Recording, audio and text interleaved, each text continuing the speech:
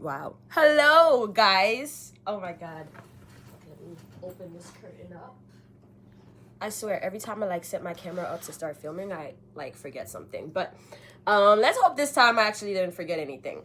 So welcome, guys, to my channel. I'm back with another video. I am so excited to talk to you guys. I'm so excited to be here with you guys. So yes, so you guys have been turning my channel up. I know I have a core audience, and it makes me feel really good that you guys have your post notifications on. So if you don't have your post notifications on, you know what to do right now. I'm gonna give you some time to do that. You see how tired I look? You see how puffy my face looks? I'm in my luteal stage right now. So that means I do not have the energy, but here I am. I'm showing up for you guys. So if you guys could show up for me by putting on your post notifications, so you can get a notification every single time I post, instantly. Yeah, you my person.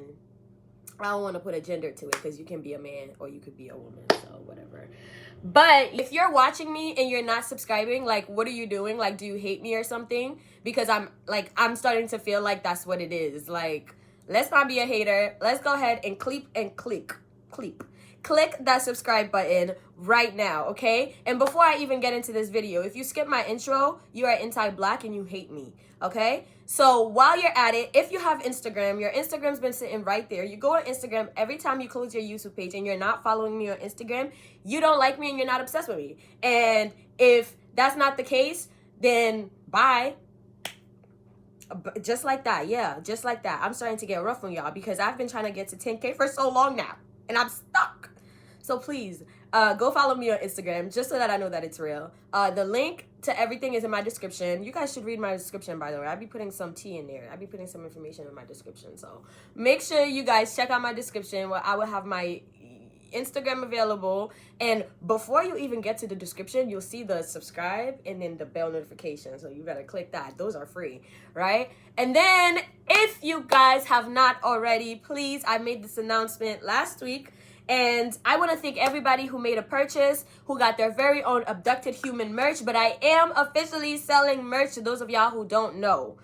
I'm making it clear right now. I am selling merch. I have abducted human merch available for you guys. We have cups, we have mugs, hoodies, throw blankets, shirts, whatever it is, whatever your price ranges are, we have it available. If you are out of the country, then we also have shipping available for people international. So be free to check that out. I'll support to your girl, please. I was nervous about dropping this. But yeah, guys, please go ahead and support me, even if it's adding it to your cart, just so I know that you guys have the intention of getting it later. That would mean the world to me. All right.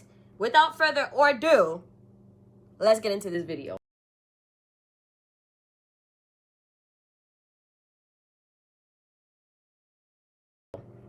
So now I've gotten a lot of questions. I get a lot of questions, especially on my TikTok, about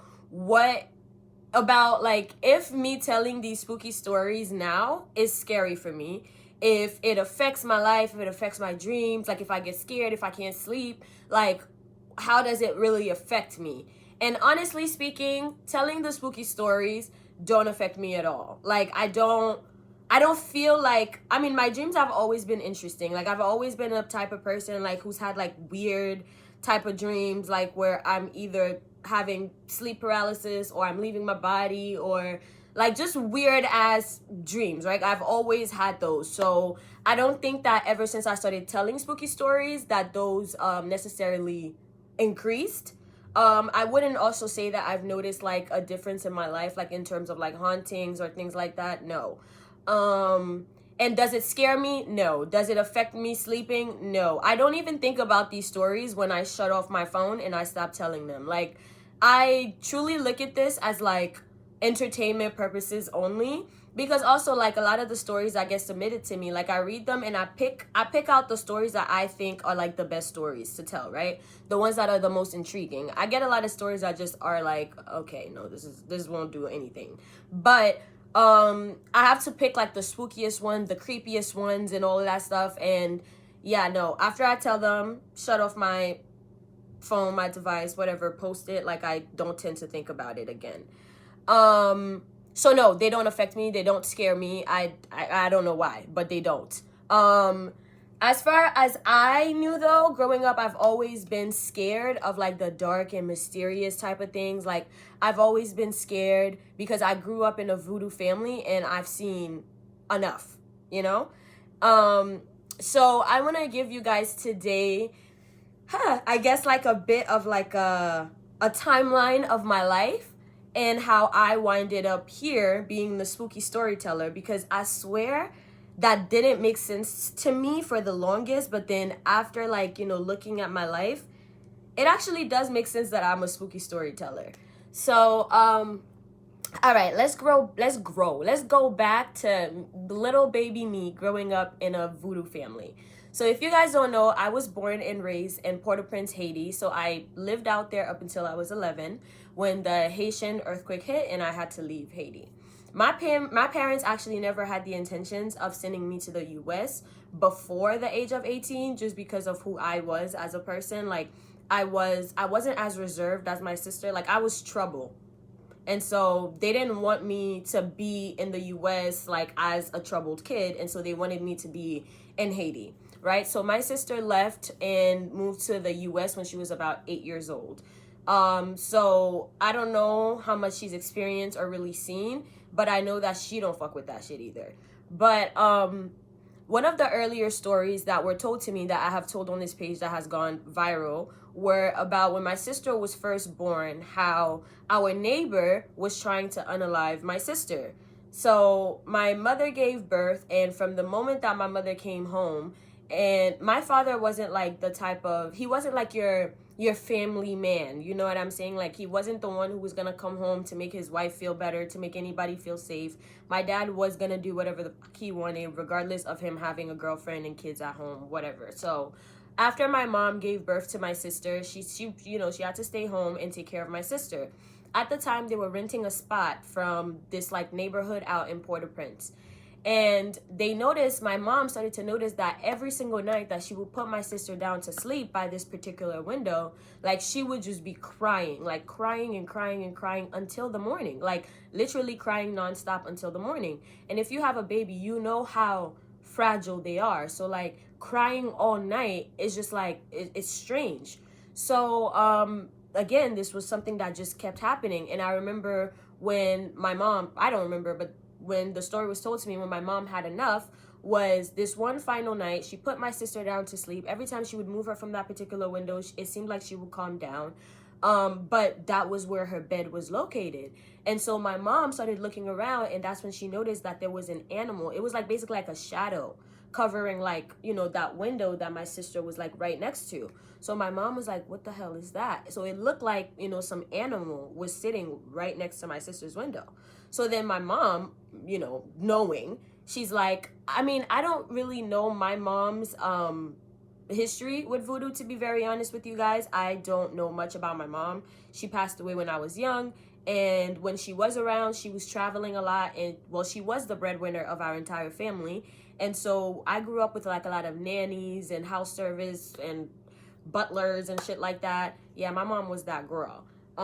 She gave me and my sister a life that, you know, she never had, but, you know, I guess the sacrifice, or I guess the downside of it was I didn't get to spend much time with my mom, which I guess when you're in the present as a kid, it's okay. But then when you get older and you realize that your mom died when you were young and you don't know much about your mom, it does tend to cause a lot of identity issues in a sense, because I don't know much about her.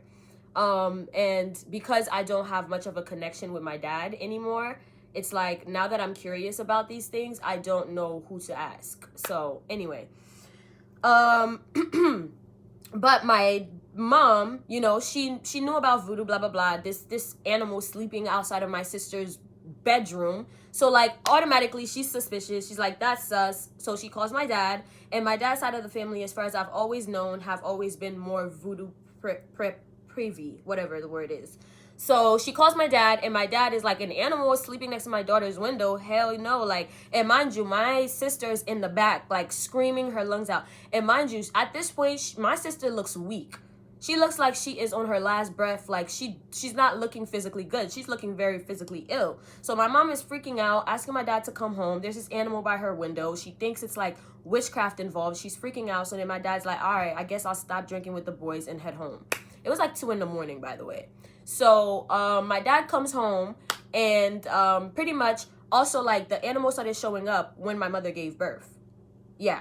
So my dad comes home, and as he's, he comes home and he has to walk around my sister's window to like, come inside. So as he's walking around, he notices that there's a horse, a big ass horse, just like plopped right there in front of my sister's window. And the horse, like its eyes looked weird. Like it just looked kind of humanoid. So my dad was like, oh, like automatically he knew. So he went inside, he opened the door, got in, moved my sister from my window, and my mom was like, comforting her, trying to get her to relax and stop crying, blah, blah, blah.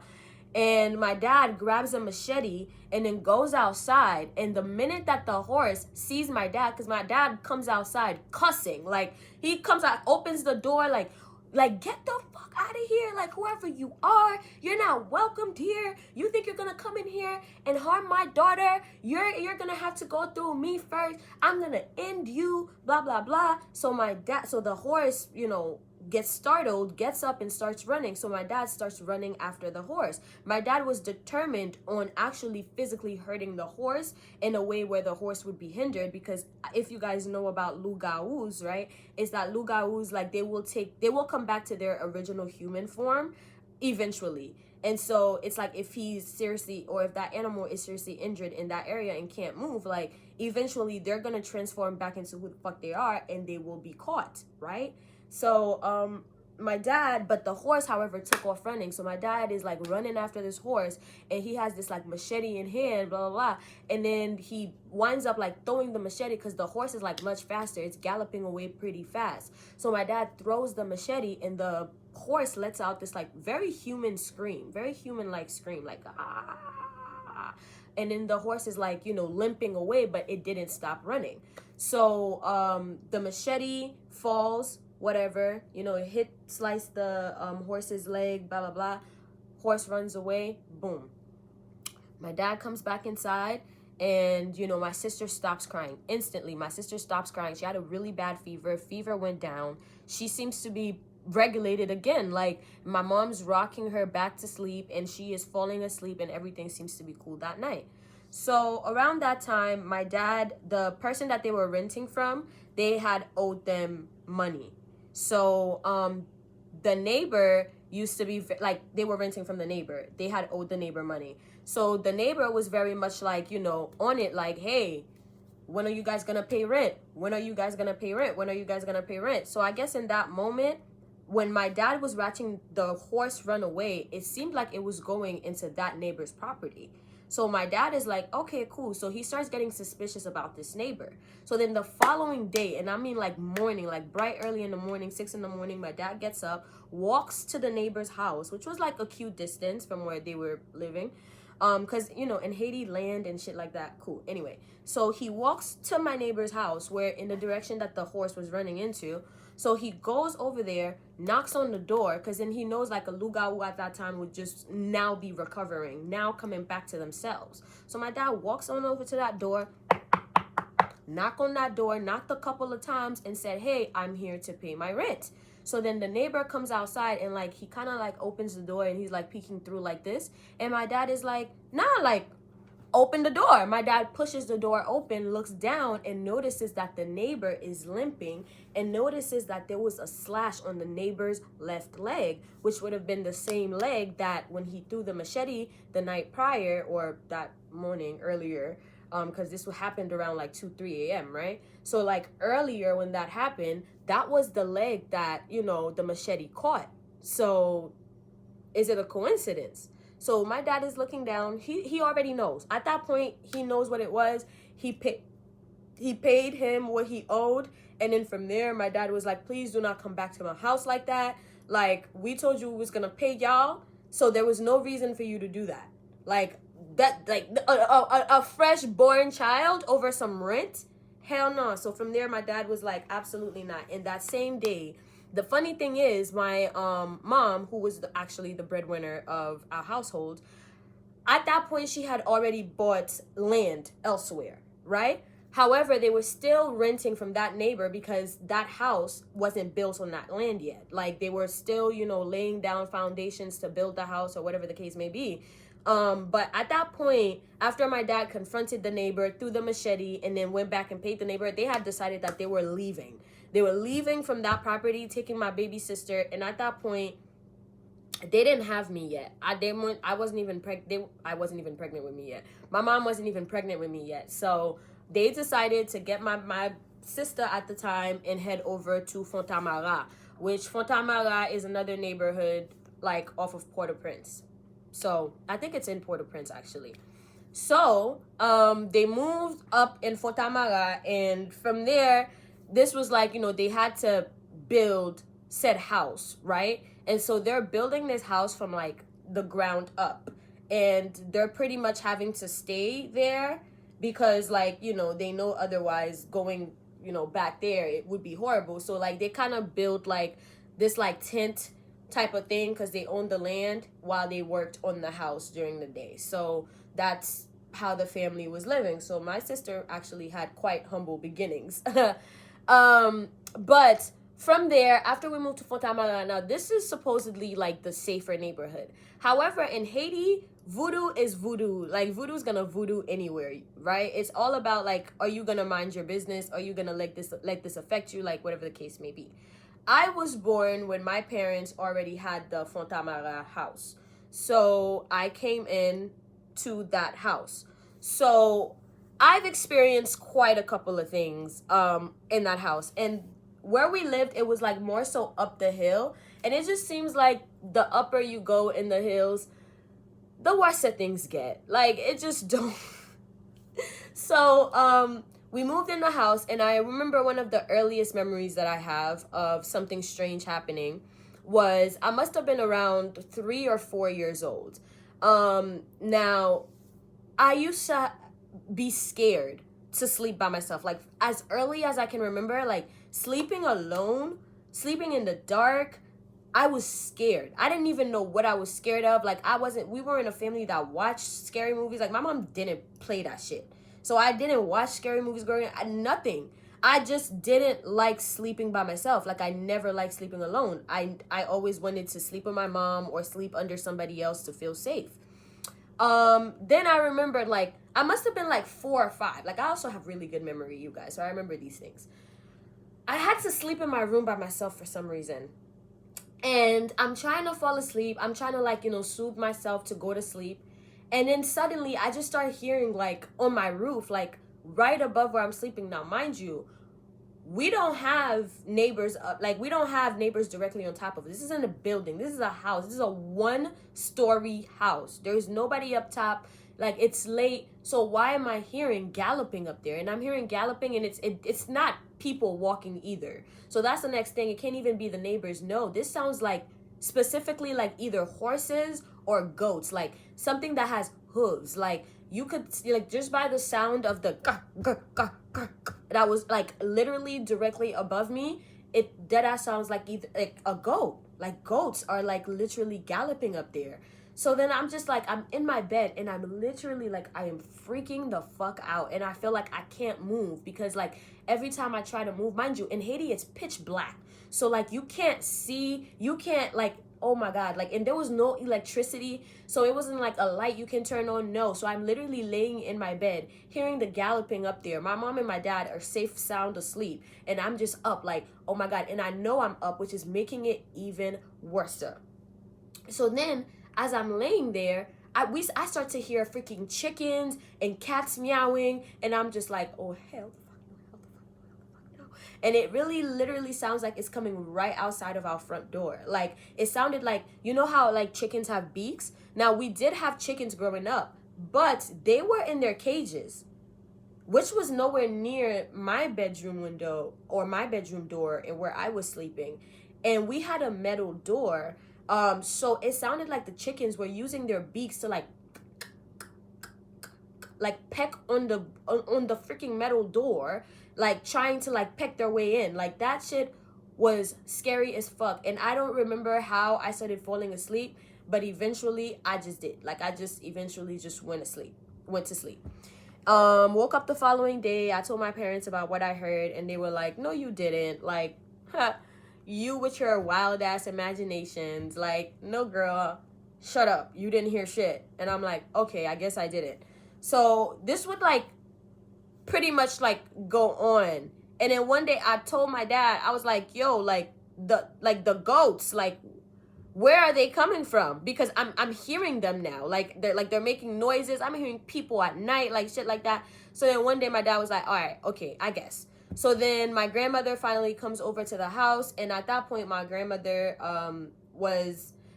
lived somewhere separate in Port-au-Prince, and sometimes my parents would bring my sister and I to my grandparents' house to watch us, because also my school and my sister's school was closer to my grandmother's house. But at that point, my grandmother started coming over to our house in Fontamara to watch us and to also cleanse the house or whatever the case may be. And since my grandmother started staying there, like, those problems seriously diminished. Like, they went away. I remember when I watched my first scary movie, Chucky. Chucky was like, not that scary, right? But like for an 8-year-old me who'd never watched a scary movie a day in my life before, my older cousins were, you know, home, and they made me watch it. And I remember, like, I just could not sleep. Like, and that's also why I don't like cracked doors, because I could have sworn I could have sworn I woke up in the middle of the night. It was like 3 a.m., like 4 a.m., like, again, pitch black. And at that point, I was sleeping with somebody. My grandmother was sleeping right next to me. So, but the door was like cracked open. And through the door, I could have sworn I saw somebody walk past.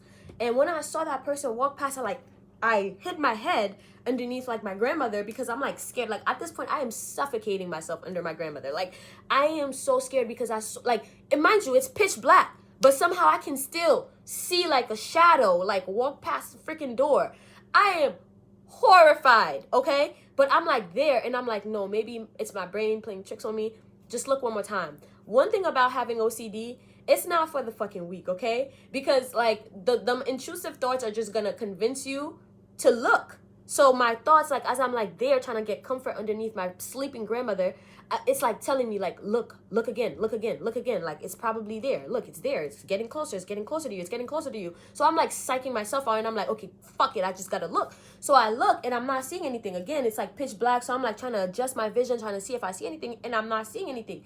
Finally, I adjust my vision, and I could have sworn I saw a man, and it was like a big ass man, and it had like, he was black, but he had like white hair for some reason, and he was horrifying to look at. For some reason, like in the dark, I could see him, and he just made like this horrifying face at me, and I just screamed. Like, I was like, oh my god, oh my god, oh my god. So then my grandmother woke up, and I told her what I saw, and my grandmother prayed over the bedroom and was like, yeah, see, this is why you don't watch scary movies. Like, these scary movies, I told her, like, I watched Chucky. Like, I confessed. I was like, I'm sorry, like, I watched Chucky, and now there's this man, and like, I'm so scared, blah, blah, blah. And I was scared of dolls after that.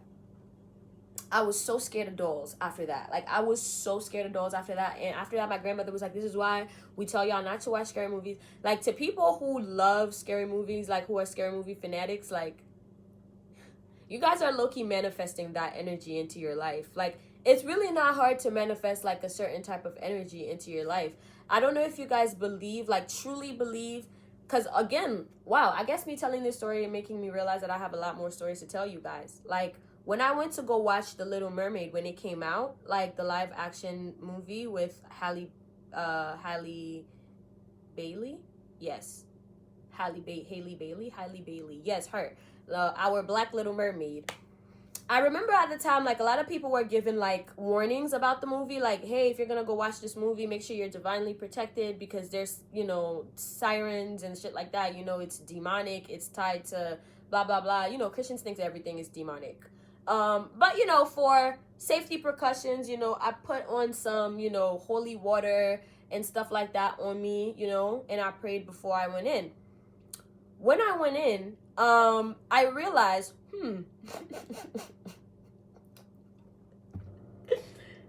The Christians might actually be onto something. Like, I'm not even gonna lie to you. Like, the energy felt demonic. Like, I'm not one to believe that mermaids or sirens or things like that are inherently demonic. Like, I don't actually believe that, because they're prevalent figures in African spirituality, and I think that Africans aren't stupid. They wouldn't worship the freaking devil.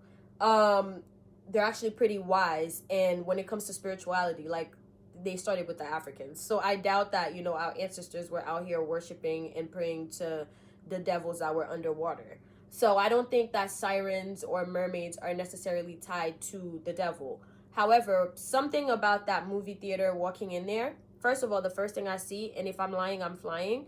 God strike me down right now if I'm lying. And that made me also not trust AMC. Wait, should I tell that story? Or am I getting off track? I'm getting off track, you know? I be yapping. I think I might just save that story, because I'm supposed to give you like a timeline of my life. Anyway, sorry, I was yapping. I'm going to get back to that story, but let me get back to the original story that I was telling.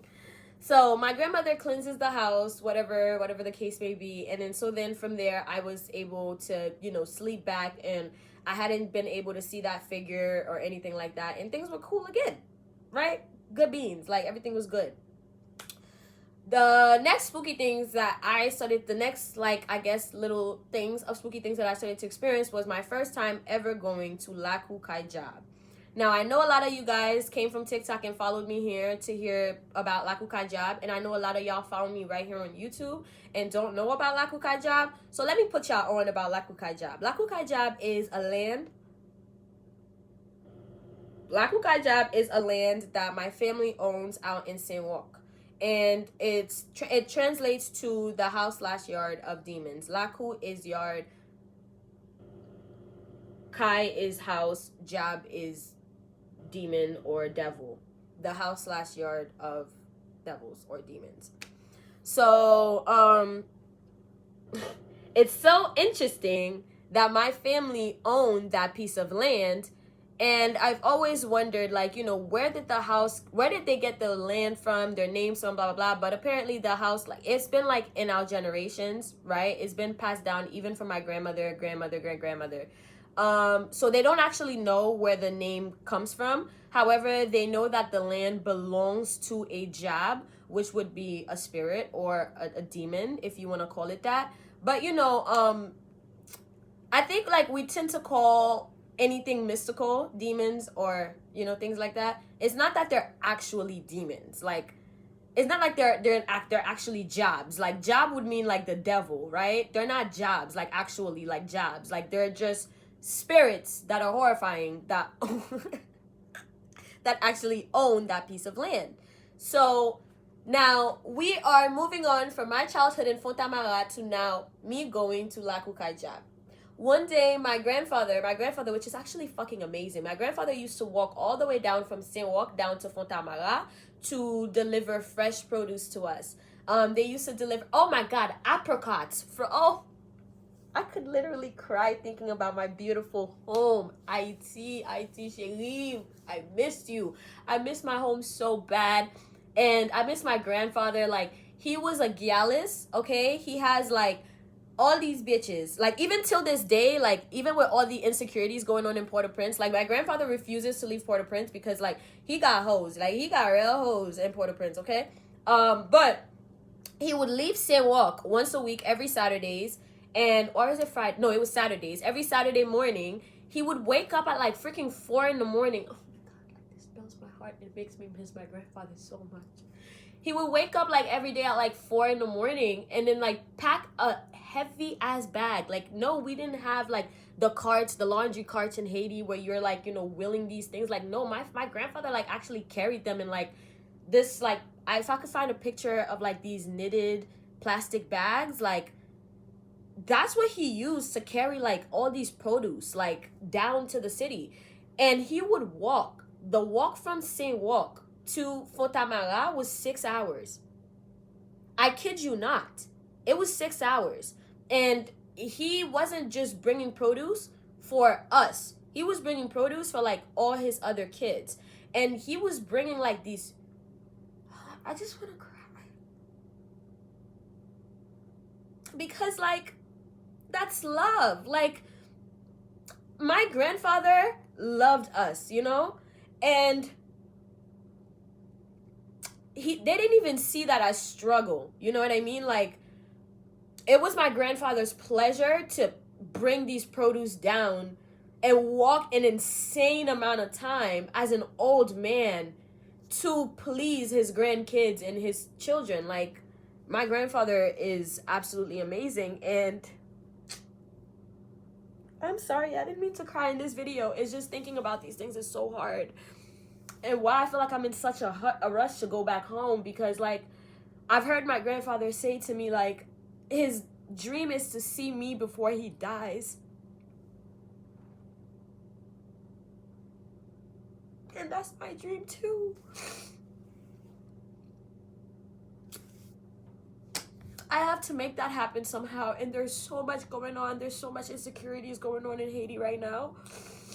And so I won't get to see him as fast or as often as I would like to see him. But I pray that God keeps him alive and that I'm able to go to Haiti and see him one last time, or even a few more times, hopefully.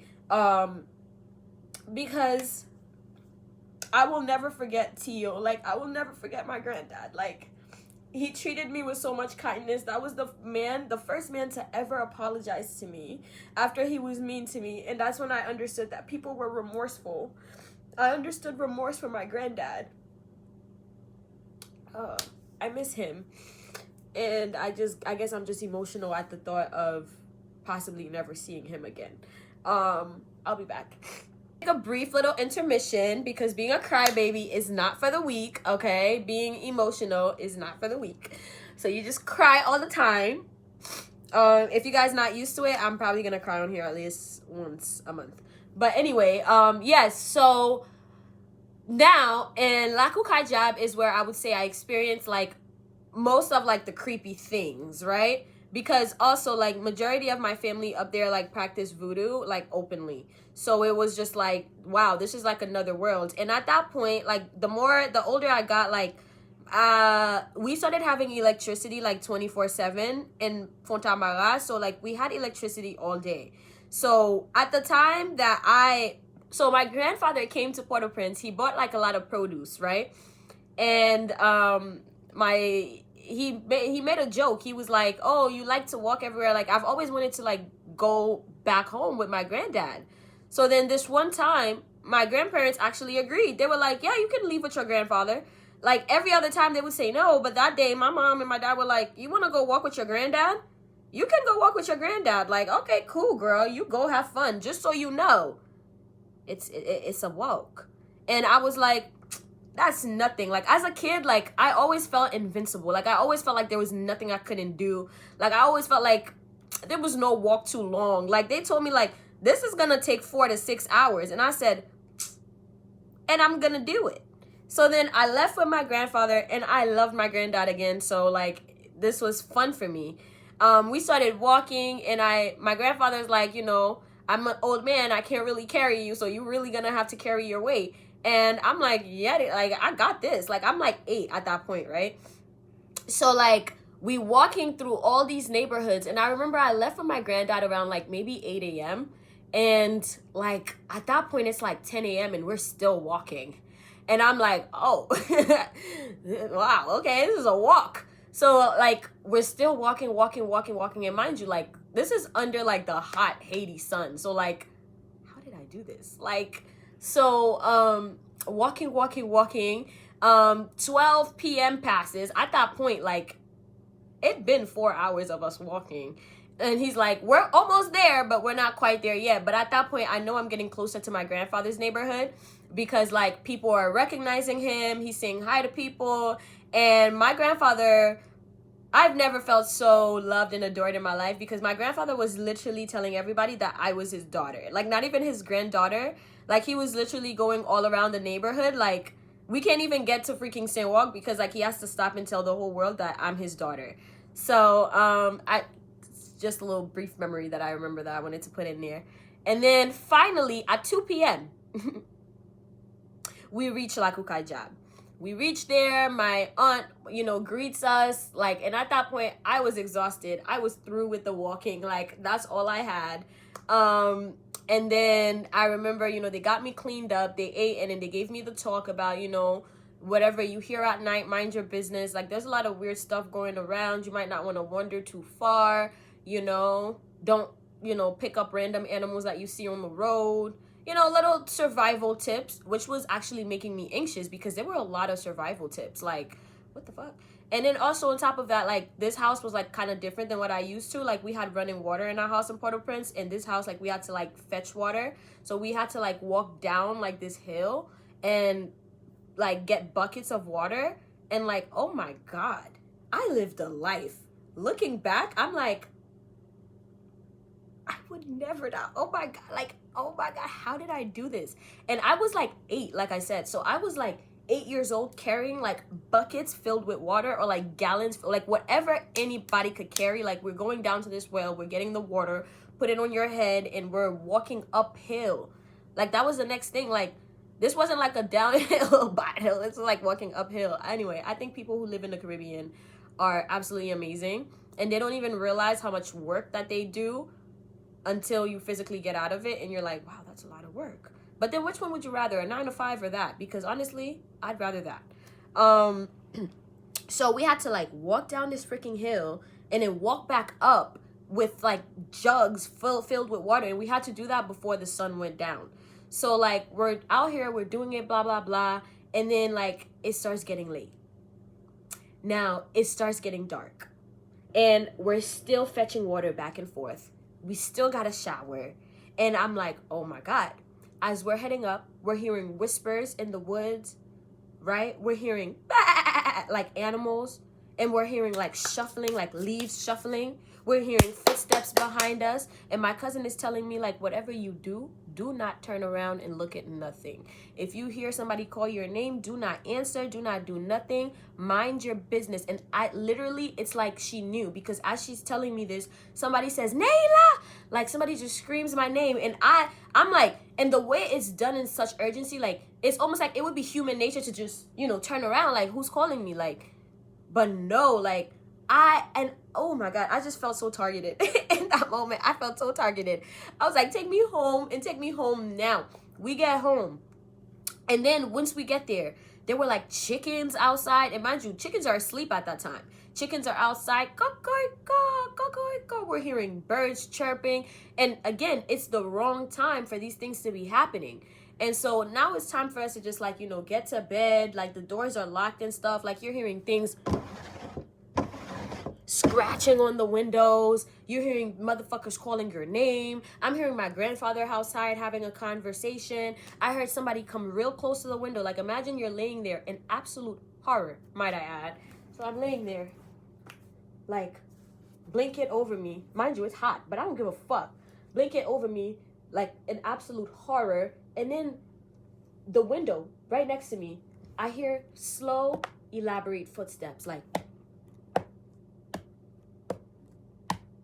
and then that footstep just stops right next to my window. Again, I don't want to look. I'm just there like, the footstep stops. And then you just hear that person just like bend down or like, you know, scrouch. And as that person is scrouching, you can hear like whatever material that they were wearing, like leather, I'm assuming, like, you can hear the crunch in that material. Like, you can, like, for whatever reason, I envisioned them wearing, like, leather boots, like, tall leather boots, like, leather pants, because that's what it sounded like as they were bending down. And as that's happening, I hear, like, something tap, like, this motherfucker taps on the window. It's like it knew I was awake. And that was the freakiest part. Like, I'm losing my fucking mind.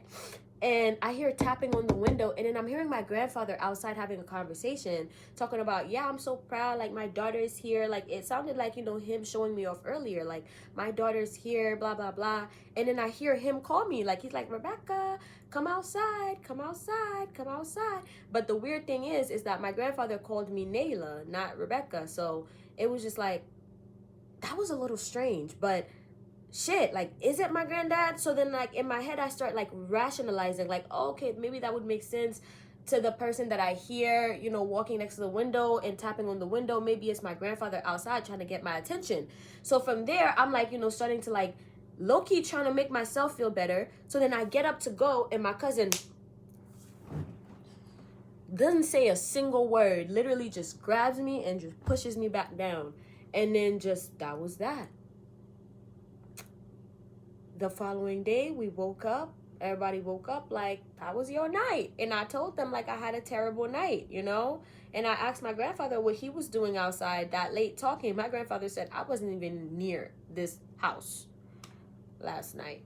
So I'm like, excuse me? My grandfather lives in a separate land. And okay, so Laku Kaijab is pretty big, right? So, like, different family members live there, and, like, there's different, like, that shit stretches out for miles, like, if I'm not mistaken. So, my grandfather was like, I was on the other side of the land. So,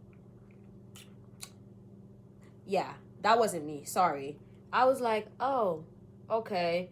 And then they were like, yeah, you know, we gave you that talk for a reason. Like, don't go outside. Don't answer, you know, when other people call your name, whatever the case may be.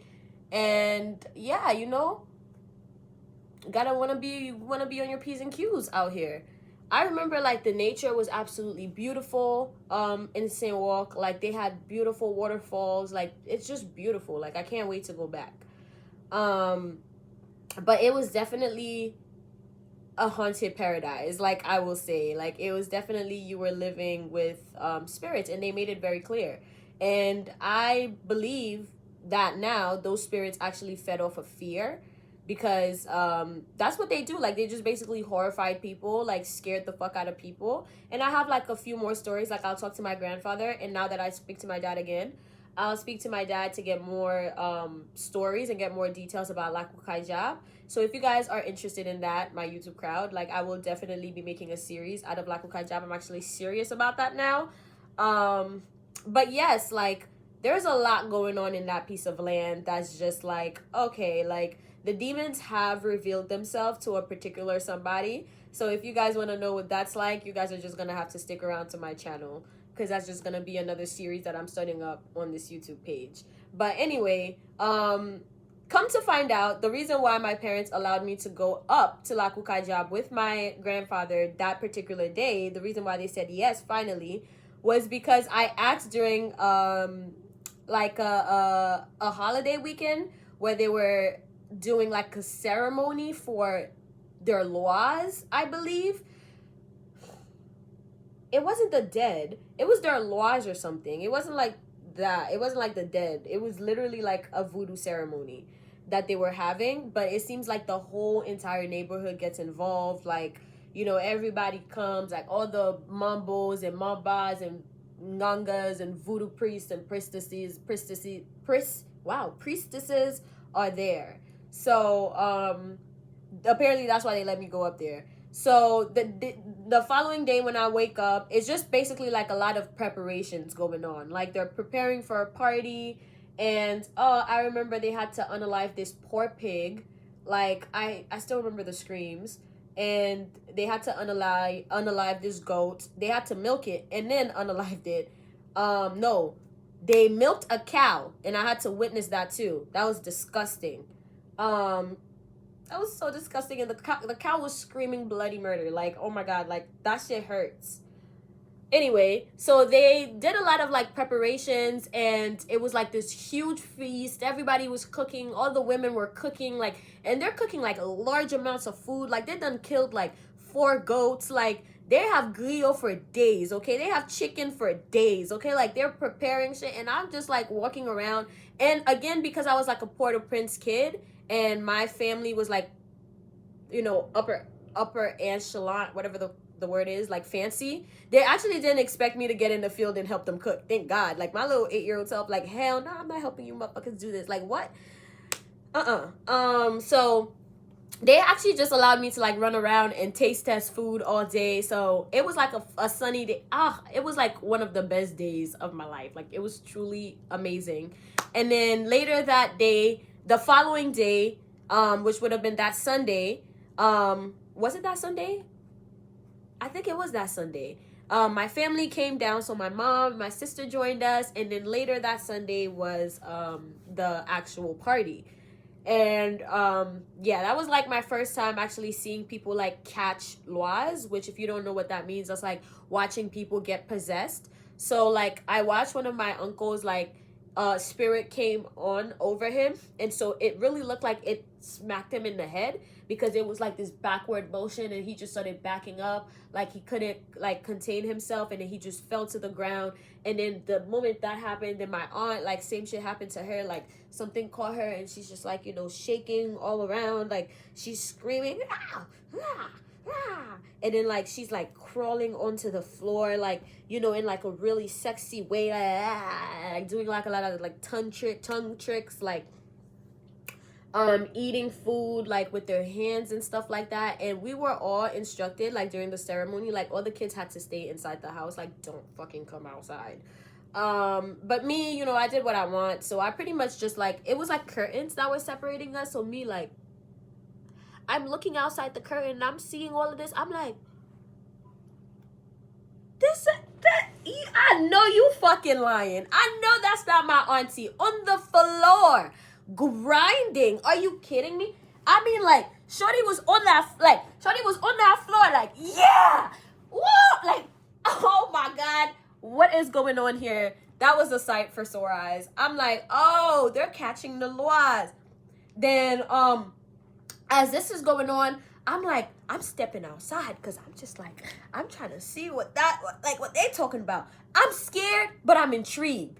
And like, my curiosity always got the best of me. So I'm like sneaking out there. And then I see like one of my uncles who's like on the floor, he makes eye contact with me. And he starts like crawling towards me. And like, he has like food in his hand, and he looks like he's about to give me food. And then somebody suddenly, like my father comes in, and he just like scoops me up and puts me back inside. He's like, what the fuck did I tell you? Like, I told you to stay inside. This is not a place for kids, blah, blah, blah. So then, yeah, I had to stay inside. And then at that point, I didn't want to get into any more trouble with my parents, blah, blah, blah. They had food inside of the tent. That's where majority of the food was coming from anyway. So, you know, kind of just stayed inside. But, yeah, I was like, oh, my dad was there drinking a beer.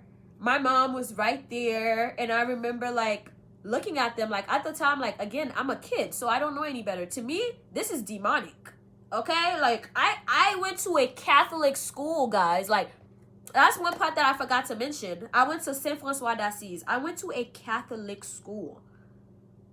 And so, it's like, to hear preaching during the day and to hear them tell me that voodoo is wrong, anything outside of this religion, which, by the way, a lot of people don't think I know, but I know the Bible, you guys. Like, I know the Bible from left to right. Like, we had to go through Bible study, like extensive Bible study, and we had to pass Bible study before we can actually have our first communion. Like, your first communion wasn't just granted to you. Like, you had to work for that shit in the school, at least the school that I went to. So anyway, yeah, so like, I went to a school where that shit wasn't acceptable. Like, you know what I mean? Like, you know, you don't do voodoo just because you may see your family do it. Don't mean you gotta do it. Like, this is demonic. This is like crazy shit. So to me, it was wild to see it wasn't surprising to see my dad do this, because I had a different image of my dad. But it was surprising seeing my auntie, seeing my mom participate in this. Like, my mom didn't catch a law or anything, but she was around. Like, she had her food in her hand. She had a local drink in her hand. She had a local cream mass in her hand. She wasn't complacent either. She wasn't in the tent with me. She was not in the tent with me. She was out there with the other gamoons doing gamoon things. Adult, if you don't know what that means. So, yeah. So at the time, I'm like side-eyeing them like, yeah, you guys are not very kosher. You guys are not who I thought you were. And I'm looking at my entire family outside, and I'm realizing that my entire family is not who I thought they were. I thought you guys were diehard Christians. This isn't giving diehard Christian. I thought that maybe my grandmother was the only one who was remotely involved in something. No. Actually, that day my grandmother wasn't even there. I didn't question that though. But now it makes sense because my grandmother actually winded up giving up voodoo and giving her life to, you know, Jesus Christ. And I did a story time about that already, but that particular day my grandmother wasn't there, but my grandfather and everybody else in my family was right there. So I was like, what that mean? Like, who, like, now I'm gonna have to go back to school the next day for Monday and do what? What am I supposed to tell my teachers when they ask me what I did over the weekend?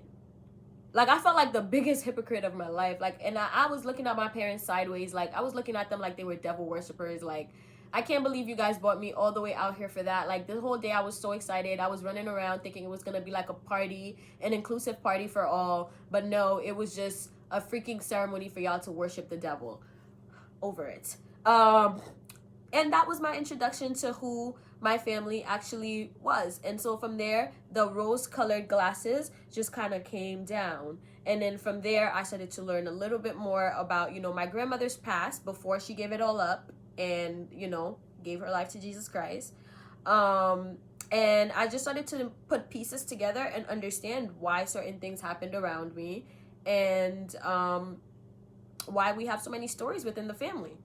But this video is getting way too long. I gave you guys a great introduction of who I am, and I got right up to Laku Kaijab. So in the next series of videos, I will be talking about some other people's experiences with Laku Kaijab, what the demons look like, how many demons there are in that yard. I will be calling my dad and my family from Haiti to gather even more information about the yard.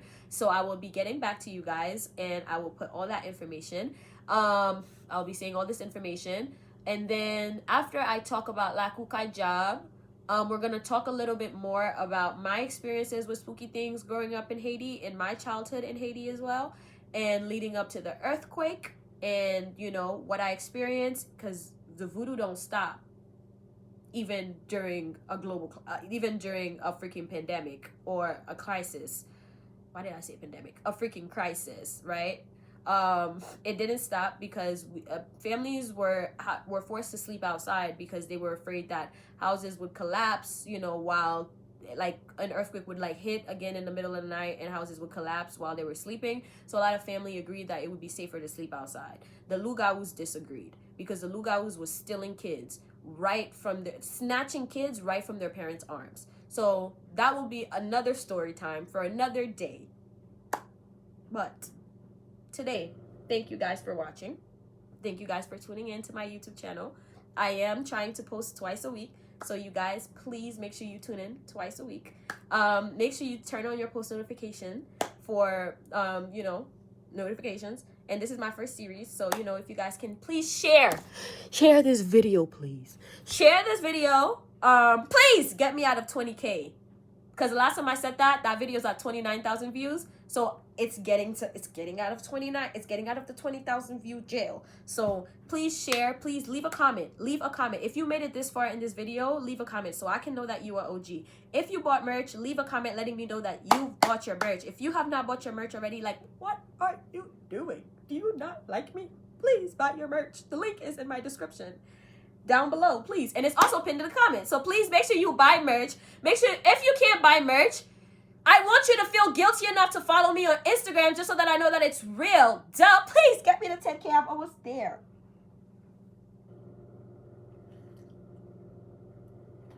Almost there. There's 20,000 of y'all that watch me every single week. At this point, I just need 1,500 more people. 1,500 more people. Please. Trying to be influencer, trying to get out the hood. Y'all trying to make me out the hood or what? Like, come on, support me. Anyway, thank you guys. Thank you everybody who supported me so far. Thank you guys for having so much patience with me. Thank you guys for all the love. Oh my God, you guys love me so much. And I cry reading y'all comments because again, I am a crybaby. And I reply to every single comments that I get. And those of y'all who be, oh my gosh, like, why are you reposting these old stories? Haul your mother cunt. Those of y'all who's like, oh my God, like, I can't get down with it. Like, the music is so loud. When I was just trying to do something new for y'all, hold your mother cunt. Like, those of y'all who bought down my watch hours because of some freaking music, like, hold your mother cunt. Like, all of y'all who are so grateful every time I post and that are, like, literally sticking through this with me. This is a freaking journey. and I'm finally I'm finally finding my footing in YouTube. Like, after a year of doing this, I'm finding my footing in YouTube. Which, I must say, we are so close to 50,000 followers. You guys, please subscribe. I definitely wanted to get like 100,000 follower plaque by the end of this year, but I don't know if that's gonna happen now. I say in every single video, I love you, my abducted human. I love you guys from the bottom of my heart, and I mean it a little bit more every single time I say it. From your absolute favorite Haitian homegirl.